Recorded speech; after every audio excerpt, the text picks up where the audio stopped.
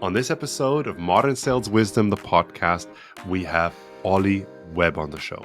Ollie is the Global VP of Sales from Leapsome. If you don't know Leapsome, Leapsome is an intelligent people enablement platform which helps you build high-performing and resilient organizations. It's a great product. I see it all over the place. They're really exploding. If you don't know it, check it out. It's definitely one of those companies to have your eye on. And he is the Global VP of Sales and has experience with scale-ups in that sort. And it's the third one which he's on. He's been with Bynder, he's been with Happeo. So he says he's been very fortunate with working with some very talented people that have helped them build that. So he's now sharing his wisdom with us today. We will be speaking about, on the one hand, how to take those very early stage scale-ups or startups where it's maybe even founder-led and it may be a bit messy, and then finding the organization with that. And we're also talking about agility, how to adapt to the current markets before you start building your playbooks. And I think that's something which speaks to a lot of people with us working in the sales environment, where what is the right strategy? Am I doing the right thing? It's not about following blueprints, but understanding where to tap into in order to be successful, and then also not doing what you thought was right but wasn't right because you try to understand it very early along the process. So welcome to this podcast episode. If you are one of the people that has not hit that subscribe button, or if you're watching this on YouTube, has not smashed that subscribe button and give me that like, then I ask you very kindly to do that, because this is what we do it for. We do it for the sales community. And if you're watching this, you're probably part of it. So make sure you stay tuned and be part of this. Now, let's get to the conversation with Ollie. Ollie, thank you so much for being on the podcast. It's an absolute pleasure. And we've talked before, so I'm really excited because I think there's a lot of nuggets and golden stuff which we can share with the audience here today. To start it off, you've been part of 3 different scale-ups in different phases. So I think you've seen how sales has evolved, how companies have evolved. And one thing which I always find super interesting, and I know a lot of people in the audience will find this, there's different stages and different sales types throughout growth. Maybe you can give a little bit of idea of when you join these kind of early stage startups or scale-ups, what you look out for, and anything to point out on the sales context. Yeah, great question. So I think just starting with what to look out for, I'd be lying if I was to say I was in the first kind of few career decisions that I made, I was really astute in that. And I think some of it was obviously quite good fortune, but with the benefit of hindsight, I think what was great about the companies is that they all had a very strong vision, and with that strong leadership for that stage, which is really important. And the reason that's important is because the kind of people that you're then attracting to that company are really well aligned, and they have a shared idea of where they want to take the company, the product, how they want to map to the vision, how they want to be seen by people around them in terms of customers and the market, etc. And that's a really palpable thing early stage, and that actually carries a lot of currency, I think, when you're joining companies at the very early stage. And obviously there'll be different things then as the companies grow that you would look out for if you were to join later on. Is there something, and I've had this discussion in one of the previous podcasts, of somebody who's an investor in that field, and he was pointing out, especially at the beginning, you have founder-led sales, which is very much about charismatic founders, and then they try to trickle that down to the first sales hires. But when it starts becoming a system, how do you manage that change? Or do you look for different kind of characters within your hiring then? Or do you think it's something which you can evolve and adapt the culture to? So I guess the question is, how do you start transitioning away from just having founder-led sales? So when it's not just the founder selling, I mean, that's a really important transition, because firstly, the company's not going to get anywhere if the founder can't sell in the first place. So you're always coming into a situation where the founder is the best person at selling the product, usually. And as you look to kind of build on that, there's a couple of things to keep in mind, I think. So firstly, it's really difficult to just completely repeat what the founder's doing.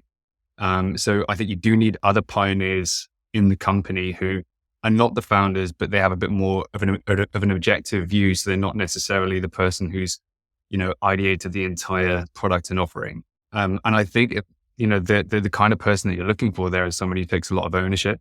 somebody whose their natural tendency is to kind of run towards challenges and to problem solve, and they have a certain way of operating in face challenges, right? Because that's constantly what it is once you move away from founder-led sales. So they tend to work well with other teams and with people around them.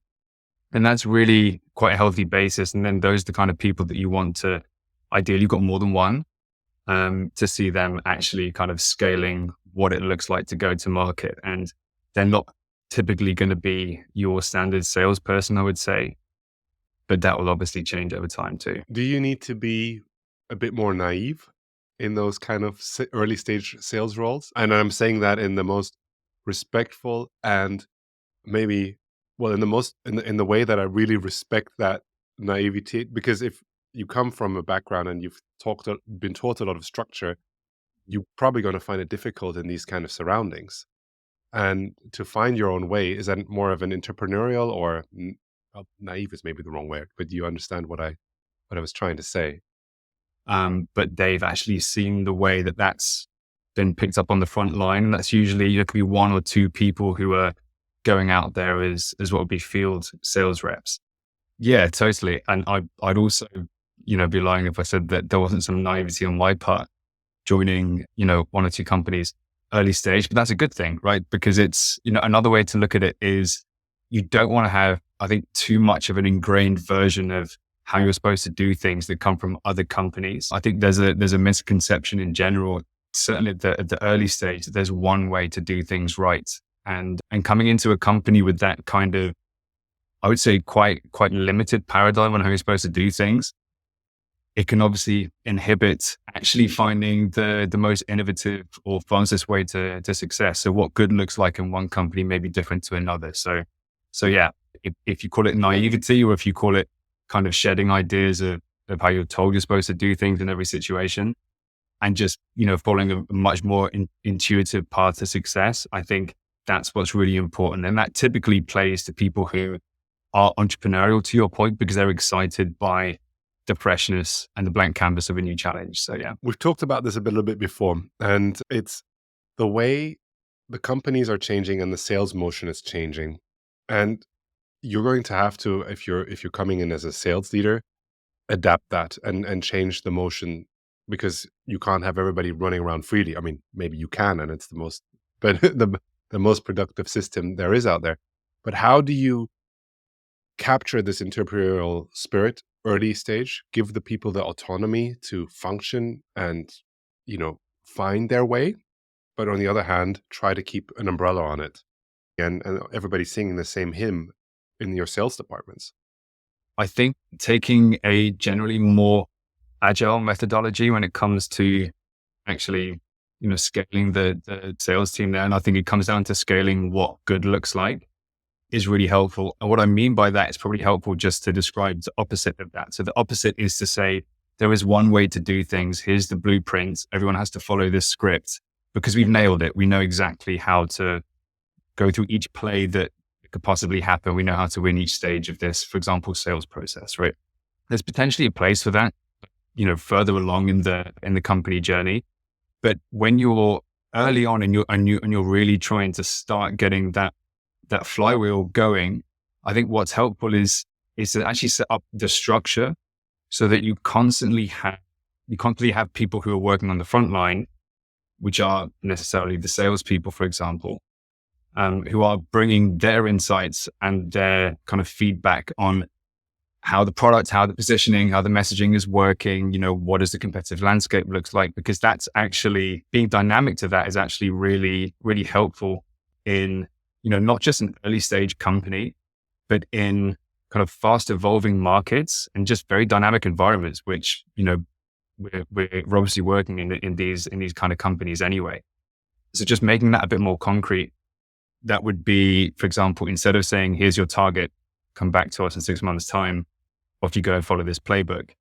If you do have something of a playbook or of some kind of sales process, it's about making sure that you have the right moments even throughout the week. So, the right touch points throughout the week so that AEs can say, look, this is the challenge I ran into today, or this is something that I did really well, and managers being able to identify that, share them with the rest of the team as well, so that you're basically solidifying around the best practices that work really well. But you're in doing that, you're also giving a lot of the innovation and the creativity in terms of the go-to-market onto those entrepreneurial people in the first place.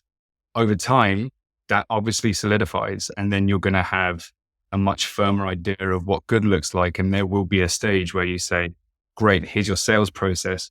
Step 1, step 2, step 3 looks like this. Here's what great looks like at each of those stages. And then you're trying to codify it even more. But that's what that transition would look like, in my opinion. I love it. And what you're also describing, in my words, how I understand it, is trying to give a lot of autonomy and trust to the people that they actually understand it the best. How do you structure? I mean, most people work in hybrid environments. I know there are a lot of people that have office policies, especially in the sales, in younger startups especially.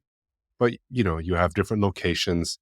How do you run effective meetings that you can share this within the sales community? I think that's a great question. It's very pertinent right now. And obviously, being frank, for me, I'd probably prefer to do things in person as much as possible. But the environment that we work in has changed for a number of reasons. I actually find that a really strong cadence of, when you're meeting with certain parts of the team, and also, putting thought into how teams will meet with each other, and just having intentionality around that is really helpful. But that's kind of half the battle. I think actually a really well-run meeting is really key, because those touch points are so meaningful, especially when we're in, for example, hybrid or remote settings. You've got to get a lot done in those kind of FaceTime, Zoom call, remote working moments. So in order to do that, I think, making sure that everyone's aligned and has a really good idea of what's going to take place on the call. Consistency and structure is helpful, not to bring monotony, but just so that people know how best to prepare for kind of standing meetings as well. And it allows you to be more productive and aligned in terms of the outcomes afterwards. So this isn't just me. It's actually something that, being the nature of our platform at Leapsome, it's something that we're very close to in terms of hearing this from customers as well. What we've found emerging as one of the main kind of trends is that actually, the meeting, as it were, the one-to-one especially, is just business critical in terms of the way that it's run. We actually believe in this so much at Leapsome that we actually have even a freemium version of this ourselves that we don't even attach cost to, because we can just see how important and how kind of impactful it is to be doing this well. Ollie, now that you said a few words about Leapsome, maybe you want to let the audience know that doesn't know what it is yet. What is exactly your product? What do you sell? Yeah. So Leapsome, it's all-in-one intelligent people enablement platform. It's for leaders, managers, HR teams in forward-thinking companies to help them better align and engage and actually develop their people and their teams over time. Let's talk about that a little bit, because it's also, I know we're talking about enablement of the sales teams, which you have in your coaching sessions, in your one-to-one sessions, in bringing the team together, understanding how meetings are run. Is there any insights that you, because you're in that, not only professionally working in that field, but also selling in that field, that you can give some current trends, maybe things that have changed over the last years? Because I think they have. So yeah, look, there's a lot changing. I think if I was to pick up the main trend that we're seeing, it's just the impact of managers actually, and manager effectiveness, or the way that managers are enabled to support their teams. Because if you think, in essence, what happens in a company, you have ideas which are formed and then solidified, usually the leadership level, that incorporate, bigger picture strategy. But ultimately it needs to boil down to what everyone's doing. And is everyone, to your words, singing from the same hymn sheet? So that has an opportunity to really live and die at the levels between, let's say, top level strategy and then what people are actually doing on the front line. So for sales, for example, what are your customers actually hearing when they're engaging with somebody from your company? And really critical points in between is usually around the managers. So we find that when managers are equipped to run really strong meetings with, clear objectives, structured agendas, and very well prepared discussions, it drives a lot more efficiency there, but importantly, alignment as well. And, just to speak in layman's terms, it just means you can get stuff done way quicker, which is really helpful, especially in the kind of companies that we're talking about. Getting more things done quicker is, I think, something everybody wants. But talking about getting more things done quicker, and we're talking about agility and moving towards the market. Are there trends? And most people listening to this obviously work in sales and are looking for, understanding what is out there, what's happening. How is the sales landscape changing? And I mean, the customer landscape really, like, what do we as salespeople have to do? How do we adapt? I mean, I've been contacted yesterday by somebody who was asking me, saying, well, I just want to touch base with you. Uh, we are not getting any open rates on our emails anymore. How are you guys doing it right now? And I'm just curious what your thoughts are on the current market dynamics. So yeah, I mean, value-driven sales is obviously a big topic, and hugely important. I think just kind of drilling into a couple of things that you brought up there. So I think, when we talk about, is it video, is it, email sequences or these kind of questions, I think that's kind of secondary. That's kind of, okay, that's the tool and the workflows to actually get stuff done. But I think the key right now is knowing how to find, the kinds of customers who are actually really recipient to what it is that you're offering. So what companies do really well, in my experience, is the companies that have a really strong kind of united go-to-market motion, is as a fundamental part of that, they will constantly be challenging themselves to understand more around what are their customers facing, what were they encountering that actually led them to raise their hand and come towards us and eventually work with us as well. The more that we know about that, the better we will be able to then recreate that. So that will be, firmographically, what kind of companies are we looking for, size, location, the kind of setup, if it's hybrid, remote, frontline workers, whatever it may be, right? So these things are really important. Any kind of context which they're facing, which, we could potentially provide a really strong proposition for. Also use cases as well. So everyone talks about use cases a lot, but this is actually really important from the very top of the funnel. So how do we want to capture the kind of demand of prospects and people who are going to be interested in what we're doing, and how can we tell a really consistent journey from there? And once that's really well kind of solidified, I think from there, if you're talking about things like prospecting, I would always say it's not one rule fits all. So diversify in media, diversify in channels, diversify in stakeholders as well. But always know kind of who the top kind of either the top specific companies are, or the top kind of parts of the market which are relevant to you, because without that, it's a pretty big ocean to be fishing in, if that makes sense. It makes total sense. Understanding your customer, this is what and understanding the value which you bring to that individual. One thing which always comes up in these conversations, I mean, there's no secret to what we do. Everybody knows you have to call the customer, and you're going to have that engagement in order to deliver. What I've experienced, and I'm curious what you think, and also from this podcast, the stories which I'm receiving, is it's becoming increasingly difficult to get to the right people. Yeah. And I don't know if that's what everybody says. It used to be much better in the old days, but I don't actually think that. I think maybe it's also just the sheer amount and possibilities which are open for everybody to contact everybody. Yeah. However, it's still possible to do it, but there has to be something which is different, and it's not your next marketing email blast or your next social media campaign, but it really comes down at the end to the salespeople who find their way in order to get to it. What do you think makes somebody a strong salesperson in today's world who can actually adapt to these kind of things and understand these? Maybe a diverse background, understanding business cases,